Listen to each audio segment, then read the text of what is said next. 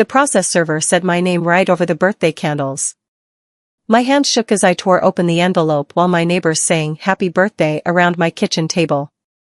The petition inside made my blood run cold. My son Noah was asking for emergency guardianship and a complete freeze on all my bank accounts. I forced a smile and blew out the candles anyway, making a wish I never thought I'd need. Everyone cheered and started cutting cake while I flipped through the legal papers. The words blurred together: mental incapacity, vulnerable adult, financial protection. My chest tightened with each page. Then I saw the last page. The hearing was scheduled in just 72 hours. 3 days to prove I wasn't losing my mind. 3 days to fight for my own life savings. Noah had really done this. My own son was trying to take control of everything I had left after his father died. I tucked the papers under my purse and helped serve cake to my guests. Nobody needed to see me fall apart. Not yet. My debit card declined at the pharmacy the next morning.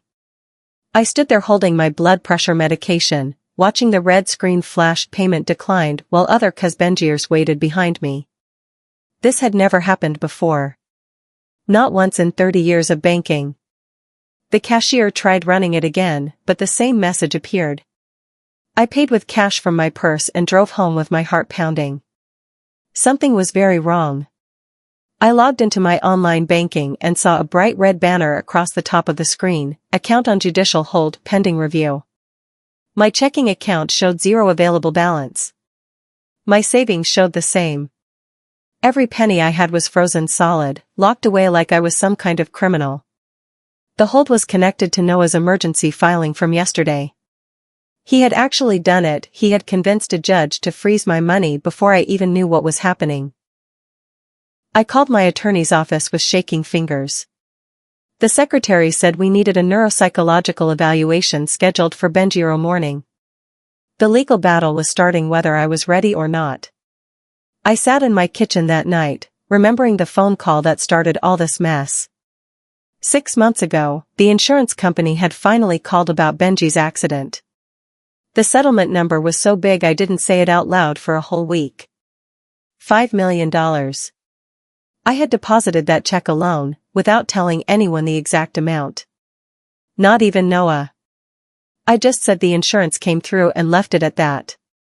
But Noah had been asking questions ever since, wanting to know how much, wanting to help me invest it properly. 2 weeks after the deposit, he had texted me, "When the payout lands, we can scale my business. This is our big break, Mom." The message felt like a warning bell I should have paid attention to. He wasn't asking if I wanted to invest. He was assuming I would hand over the money. Now I understood that this lawsuit didn't start at my birthday party. It had been brewing for months. My neighbor knocked on the door while I was thinking. She mentioned seeing Noah at the bank last week, talking to someone in a suit. Someone she didn't recognize. My Benjiak dropped. He had been planning this for a while. I called Noah at 6 in the morning. He answered the phone like a salesman, all smooth and confident. His voice didn't even sound like my little boy anymore. I asked him what the hell he thought he was doing with this lawsuit. "Mom, it's just a formality," he said, like he was talking to a child. "You'll thank me later when your money is safe and properly managed. This is for your own good." I told him I could manage my own money just fine, thank you very much. I had been doing it for decades without his help. But then he said something that made my blood freeze. "We can't let you be manipulated again, Mom. Not after what happened before." Again? What did he mean, again? I had never been manipulated by anyone. I had made every financial decision in my marriage alongside his father. I had balanced our checkbook, paid our bills, handled our investments. There was no again to worry about. I asked him what he meant, but he just said we could talk more at the hearing. Then he hung up on me. My own son hung up on me like I was some stranger bothering him during business hours. My attorney explained Noah's strategy over coffee in her office. She said this was becoming common: adult children claiming their parents were vulnerable, forcing guardianship proceedings, then taking control of assets. The tactic was simple: call me confused, get a guardian appointed, then manage everything themselves. We spent 2 hours gathering evidence that I was perfectly capable. I showed her my organized bills, my appointment calendar, my medication schedule. Everything was neat, current, and handled independently. I even brought my checkbook register, balanced to the penny.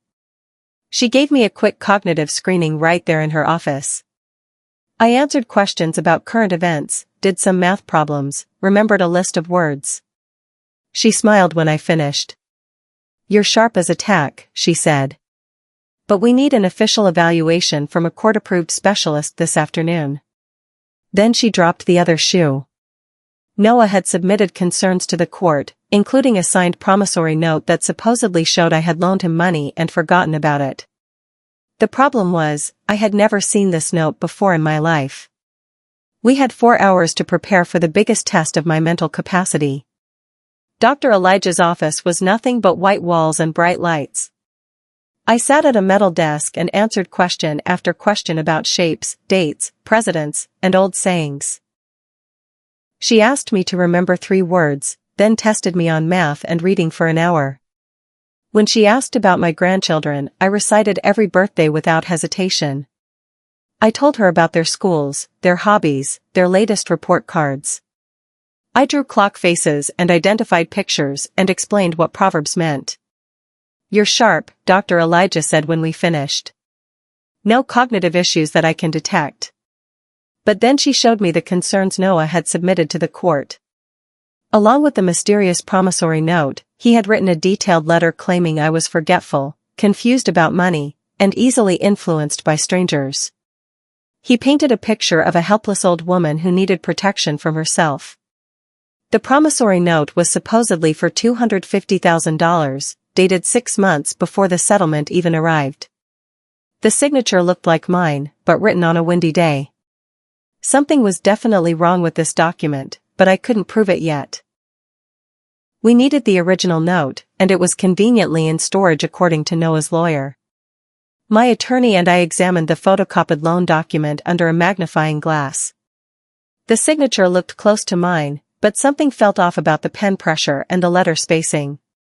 Plus, the date made no sense. Why would I loan Noah money I didn't have yet? My attorney pointed out 3 clear problems. First, the paper looked newer than 6 months old. Second, my middle initial was wrong, they had used R instead of P for Patricia. Third, I never signed loans without getting them notarized, but this one had no notary seal. "This looks forged," she said bluntly. "But we need the original to prove it." Noah's lawyer claimed the original was in a storage unit that would take weeks to access. How convenient. They wanted the court to make decisions based on a bad photocopy of a document I had never seen. I felt sick thinking about my own son forging my signature. When had he become this person? When had money become more important than our relationship? Benji would be heartbroken if he could see what Noah was doing to tear our family apart. We prepared for mediation the next day, hoping to settle this mess before it got worse. I didn't want to destroy my son, but I couldn't let him destroy me either. The mediation room felt like a business meeting, not a family discussion. Noah arrived with his girlfriend Maeve, who spoke more than he did during the entire session. They sat across from us like we were negotiating a contract, not talking about my life. Maeve did most of the talking, explaining how they wanted to help me by taking over 60% of my assets. She made it sound like they were doing me a huge favor, protecting me from my own poor judgment. "This way Mom can rest and not worry about financial decisions," she said sweetly. "We'll handle all the investment choices and bill paying. She can just focus on enjoying her retirement." I looked directly at Noah and asked if this was really what he wanted. He couldn't meet my eyes when he nodded. This wasn't my son talking, this was someone else entirely. I told them no without raising my voice. I didn't need their protection or their management. I was perfectly capable of handling my own money, thank you very much. Maeve leaned over and whispered something that made my attorney sit up straight. "We already have the bank on our side anyway." What did that mean? How could they have the bank on their side? The bank manager called me into his glass office the next morning. He looked nervous as he stumbled through an apology about a misunderstanding with my account information. Someone had implied they had power of attorney over my finances. But there's no POA on file, he admitted, fidgeting with his pen. I made an error in sharing your balance information with unauthorized parties. My heart sank. Someone had convinced this man to give out my private financial details. Someone had been asking about my accounts, pretending they had legal authority they didn't actually have. I asked who had made these inquiries. The manager shifted uncomfortably and mentioned Noah's name, along with someone else, a woman he thought might be a financial advisor. Maeve, probably. My attorney asked him to put his apology in writing and document exactly what information was shared and when. The manager agreed, looking like he wanted to crawl under his desk. This was bigger than just a guardianship case. Noah and Maeve had been researching my finances for weeks, maybe months. They knew exactly how much money I had, and they had a plan to get their hands on it. The hunt for evidence was just getting started. I scrolled through my doorbell camera footage that night, looking for anything suspicious. Most of it was just delivery trucks and neighbors walking their dogs. But then I found a video from 3 weeks ago that I had completely forgotten about. Noah was on my front porch with a man I didn't recognize. They were talking in low voices, and the audio picked up their conversation clearly. They were rehearsing lines about getting ahead of this situation and making sure I wouldn't resist the inevitable changes. The man asked Noah if he was sure about the guardianship approach. Noah nodded and said it was the cleanest way to take control without a messy fight. He actually used the words business plan when talking about gaining access to my inheritance. I felt sick watching my son plot against me on my own doorstep. This wasn't a son worried about his mother's well-being. This was a businessman planning a hostile takeover.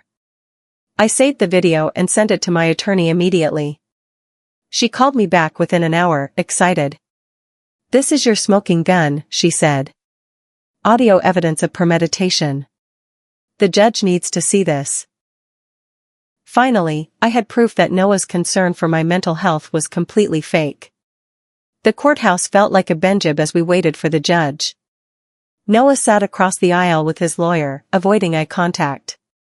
His attorney was a sharp woman in an expensive suit who looked like she ate nails for breakfast. When court began, she painted a picture of me as a confused, vulnerable widow who couldn't handle large sums of money. She called me susceptible to manipulation and financially naive. She made it sound like I was barely functional. The judge asked me direct questions about my daily routine, my bill-paying system, and my understanding of the guardianship petition. My voice stayed steady as I answered each one clearly and completely. I explained how I managed my household, balanced my accounts, and made investment decisions. I told him about my volunteer work at the library and my part-time job at the flower shop. I wasn't sitting at home drooling on myself. The judge listened carefully, taking notes. When both sides finished presenting, he made his decision. He denied the emergency guardianship request, saying there was insufficient evidence of incapacity. But he left the account freeze in place until a full hearing could determine the validity of the promissory note. Noah looked shocked. Maeve looked furious. We had won this round, but the war wasn't over. I woke up the next morning to a news van parked across from my house. A blogger had picked up the story with the headline "Elderly Widow in Family Fight Over $5 Million Settlement." The reporter was standing on my sidewalk with a microphone, ready to ambush me. I closed my curtains and started baking bread just to keep my hands busy. The smell of fresh dough helped calm my nerves while cameras clicked outside my windows. This was humiliating beyond belief. When the reporter finally caught me getting my mail, she shouted questions about whether I trusted my son. I looked directly at her and said, "Yes, I trust him to tell me who he really is." That quote made it into the evening news. My phone started ringing with calls from distant relatives and old friends who had seen the story. Everyone wanted to know if it was true that Noah was trying to steal my money. Later that day, my church friend Ruth sent me a screenshot of Maeve's social media post. She was selling the family drama to reporters, giving interviews about my declining mental state and Noah's difficult decision to seek guardianship. Maeve had turned my private family crisis into a public spectacle for money. The betrayal cut deeper than I expected. Discovery Day meant sitting in a conference room while lawyers demanded every text, email, and bank statement from the past year. Noah looked smaller across the table than he had at my birthday party. The confident businessman was gone, replaced by someone who couldn't look me in the eye. My attorney had requested all communication between Noah and Maeve about my finances. The messages revealed their true feelings about the situation. One text from Noah to Maeve read, "We just have to prove she's fragile, then we're set." Another message chain showed them discussing tactics for the guardianship case. They talked about me like I was a problem to solve, not a person they loved. Maeve had written, "Old people always resist help at first. We'll convince the judge she needs us." But the most damaging evidence was an email from Maeve to someone called the Fixer about expediting capacity concerns. She had actually hired someone to help build a case against my mental fitness. Noah squirmed in his chair as his lawyer read these messages aloud. He tried to claim they were taken out of context, but the meaning was crystal clear. They had been planning this attack on me for months, gathering ammunition to use in court. Dr. Elijah's official report arrived like a gift from heaven. 12 pages of clinical language that boiled down to no evidence of cognitive impairment whatsoever. She had tested everything: memory, reasoning, judgment, problem-solving skills. The report was boring and technical, which made it perfect for court. No drama, no opinions, just medical facts. I was mentally sharp and fully capable of managing my own affairs. My attorney immediately filed the report and moved to lift the account freeze. We had professional proof that Noah's claims were baseless. But Noah's lawyer wasn't giving up. She filed a new claim called constructive trust, arguing that my settlement money was somehow marital property extended to heirs. She claimed that because Benji died in the accident, Noah was entitled to inherit the insurance payout. This was completely wrong legally, but it would drag the case out for months. Every day my account stayed frozen. I fell further behind on bills and daily expenses. The legal bills were mounting too. Even winning this case was going to cost me thousands of dollars. Noah was bleeding me dry whether he got the money or not. We hired a forensic accountant named Tara Singh to trace every financial move around my accounts. She was a tiny woman with sharp eyes who could turn numbers into stories. After 2 days of work, she found something that made my skin crawl. There was a separate line item on my credit report. Someone had applied for a home equity line of credit against my house 2 weeks ago. I had never made this application. Someone had tried to borrow against my home without telling me. Tara dug deeper and found the application in the bank's system. It included an uploaded power of attorney document with my signature, except they had misspelled my middle name as Patricia instead of Penelope. The same mistake from the forged promissory note. This wasn't just about the settlement money anymore. Someone had tried to steal the equity in my house too. My home was almost paid off, worth about $300,000. They were going after everything I owned. The power of attorney document was clearly forged, with the same shaky signature and wrong middle initial. Noah and Maeve weren't just greedy, they were criminals. We had enough evidence to file charges, but I needed to decide how far I wanted to push this fight. I walked into the police station with a plate of chocolate chip cookies and filed the calmest report of my life. My mother always taught me that kindness keeps you steady, even in the worst situations. The officer appreciated the cookies and listened carefully to my story. When I mentioned the bank clerk who had given out my information, the officer's eyebrows shot up. He recognized the name from another complaint filed just last week. Someone else had been victimized by the same employee selling confidential bank information. This was becoming a pattern. The clerk had been taking bribes to access Kazbenjir accounts and share private financial details. My case wasn't his first crime, just his most recent. Within an hour of filing my report, the clerk called my attorney asking if cooperation would help his situation. He was ready to flip on Noah and Maeve to save himself from criminal charges. The officer told me this kind of financial elder abuse was becoming more common. Adult children saw big inheritance payouts and lost all sense of family loyalty. Money changed people in ugly ways. I left the station feeling lighter than I had in weeks. The truth was finally coming out, piece by piece. The bank clerk's testimony under oath was devastating for Noah's case.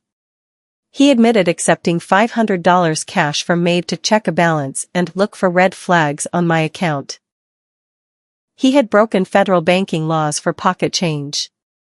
Maeve had specifically asked about the insurance settlement and whether I had shown signs of confusion or memory problems during my visits. She was building a case for my incompetence while bribing bank employees for insider information. The judge listened with narrowed eyes, clearly disgusted by what he was hearing. When the testimony finished, he asked Noah directly if he had known about these illegal activities. Noah looked like a deer in headlights. He claimed complete ignorance about Maeve's bribes and bank infiltration. He threw his girlfriend under the bus to save himself. But the judge wasn't buying it. If Noah was innocent, why hadn't he reported Maeve's suspicious behavior? Why had he benefited from illegally obtained information about my finances? The judge scheduled a separate perjury hearing to determine if Noah had lied under oath about his knowledge of the criminal activities. The case was spiraling completely out of Noah's control. I invited Noah to my house for tea, hoping we could talk as mother and son without lawyers involved. I set out his favorite lemon cookies and waited for him to come alone. Instead, he arrived with his attorney.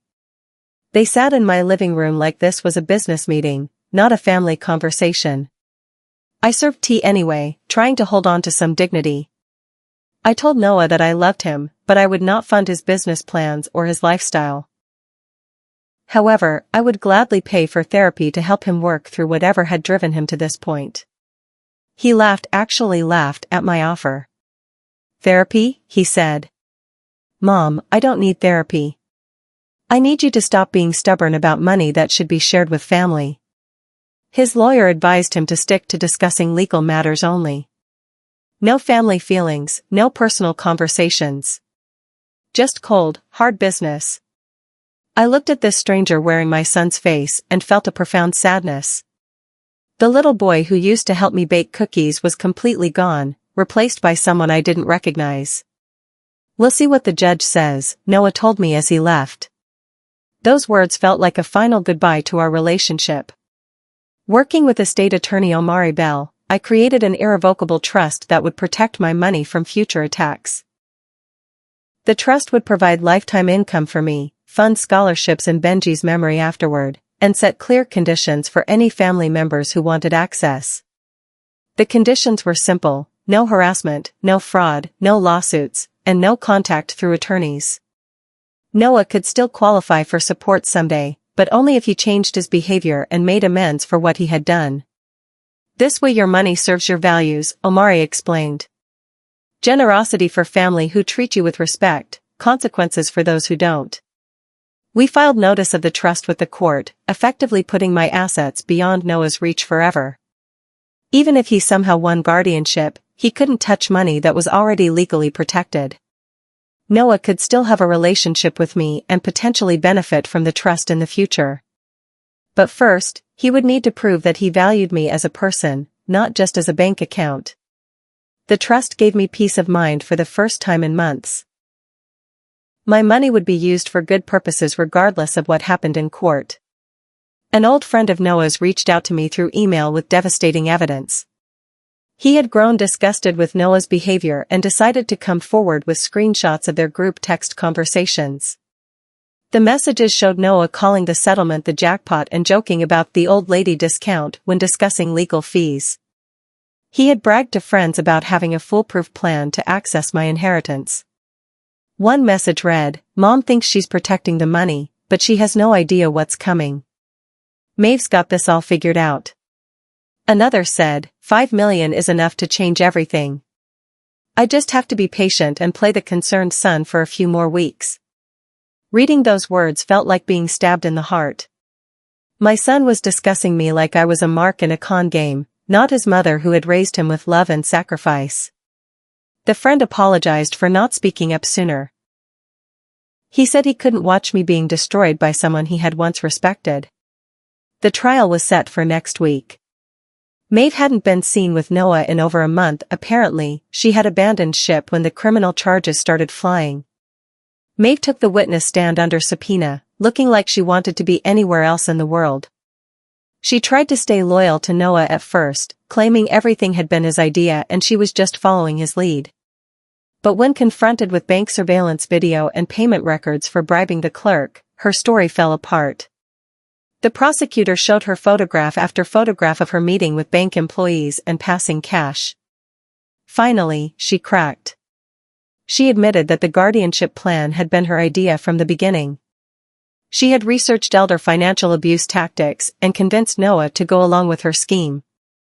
To save herself from serious criminal charges, she offered the court a manila folder full of emails, including one labeled offshore options that made everyone in the courtroom gasp. Noah had been planning to move my money to overseas accounts once he gained control. Not to protect it, but to hide it from taxes and legal challenges. He was going to steal my inheritance and make it disappear forever. The judge's face showed pure disgust as he read through Maeve's evidence. This case had exposed a sophisticated criminal conspiracy, not a family disagreement about money. Maeve's folder contained Noah's detailed plan typed out like a business proposal. Step 1. Gain guardianship through false claims about my mental health. Step 2. Transfer assets to offshore shell companies. Step 3. Pay himself a management salary while keeping me on a tight allowance. He had researched international banking laws and identified countries with weak extradition treaties. This wasn't an impulsive grab for money, it was a calculated plan to commit financial crimes on an international scale. The courtroom was dead silent as the prosecutor read Noah's own words describing how to legally steal from elderly family members. He had written about me like I was already dead, just an obstacle between him and his inheritance. The plan included fake medical documentation, bribed officials, and fraudulent legal filings. Every detail showed months of premeditation and criminal intent. When the prosecutor finished reading, the judge's face was stone-cold furious. This wasn't a civil dispute anymore, it was evidence of serious federal crimes. My attorney rested our case. The judge looked like he couldn't wait to issue his ruling. I sat on my porch that night, listening to crickets and writing a letter to the woman I was before all this started. I forgave her for not seeing the warning signs sooner, for trusting too blindly, for believing that family love was always stronger than money greed. I had learned that some people can be corrupted completely, even people you raised from babies. I had also learned that I was stronger than I ever knew, capable of fighting for my rights even against my own child. Benjiro, the judge, would issue his final ruling. I had decided what I would say if I won and what I would do if I lost. Either way, I would maintain my dignity and my values. The settlement money had been meant to provide security in my golden years, not destroy my family. But maybe some lessons can only be learned the hard way. I sealed the letter in an envelope and went to bed. The courthouse doors would open in 6 hours, and this nightmare would finally end. One way or another, I would be free Benjiro. The judge dismissed Noah's claims with prejudice, meaning he could never file them again. He lifted the account freeze immediately, ordered Noah to pay all my legal fees, and referred the forged documents and bank bribery for criminal prosecution. This court has rarely seen such a calculated attempt to defraud a family member, the judge said sternly. The evidence shows clear criminal intent, not concern for anyone's welfare. The legal victory was complete and public. Every claim Noah had made was thoroughly debunked and rejected. But before the hearing ended, I asked permission to address the court myself. The judge nodded, and I stood up slowly. Every eye in the courtroom was on me as I spoke directly to the court reporter, making sure my words would be part of the permanent record. I announced the creation of the scholarship fund in Benji's memory and explained the Boundary Trust terms. There was still a path back for family members who chose respect, restitution, and genuine change. I didn't look at Noah while I spoke. Instead, I directed my words to the space he could become if he decided to do the hard work of becoming a better person. Outside the courthouse, Noah approached me one last time. His lawyer had left, Maeve was nowhere to be seen, and he looked smaller than I had ever seen him. For just a moment, I could see traces of the little boy I had raised. "Is there any part of this for me now?" he asked quietly. I looked at my son, this stranger who shared my DNA but not my values, and felt a complex mix of love and disappointment. He had chosen money over family, greed over gratitude, crime over character. But he was still my child, somewhere under all the damage he had done. "There is a door," I told him simply. "It opens inward." He would have to choose to walk through it himself. I couldn't force him to change or apologize or make amends.